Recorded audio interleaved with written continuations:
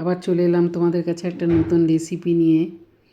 কলা পাতায় মূলো, মটর ডাল আর নারকোল দিয়ে ভাপা, গরম ভাতের সাথে খেয়ে দেখবে, দারুণ খেতে, পুরো ভেজ একদম। আমি মটর ডালটা ভিজিয়ে রেখেছিলাম 1 ঘন্টার মতন, তারপরে এটা পেস্ট করে নিলাম। মটর ডাল বাটার মধ্যে নারকেল কোড়া দিলাম, কাঁচা লঙ্কা কুচিয়ে দিলাম, মূলোর সামনেগুলো কেটে এবার এটা গ্রেট করে নেব। তোমরা যারা নতুন দেখছো মালার রান্নাঘর, প্লিজ তোমরা সাবস্ক্রাইব করো, ভালো লাগলে কমেন্ট করো, কোথা থেকে করছো আমাকে জানিও।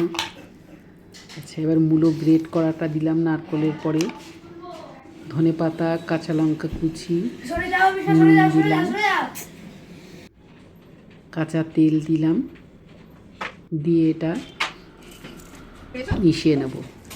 পরিমাণ মতন চিনি দিলাম, গোটা জিরে দিলাম, দিয়ে একটু শুকনো লঙ্কার গুঁড়ো দিলাম। একটু ঝাল ঝাল মিষ্টি মিষ্টি নিরামিষ তো, এদিকে আমি একটু লেবুর রস দিলাম, দিয়ে এটা ভালো করে মিশিয়ে নিচ্ছি।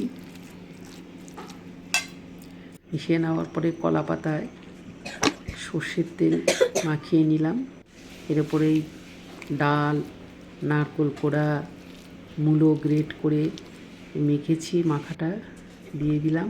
আবার ওপর থেকে সর্ষের তেল ছড়িয়ে দিলাম, দিয়ে ওপর থেকে গোটা কাঁচা লঙ্কা চিড়ে কলা পাতাটা চাপা দিয়ে এবার আমি এটা ফ্রাই প্যানে এবার একটা কম আছে, ধিমে আছে ভাপা হতে দিলাম। ভাপা হওয়ার পরে এটাকে আমি উল্টে আবার আরেকটা দিক দিলাম, দিয়ে চাপা দিয়ে দিলাম,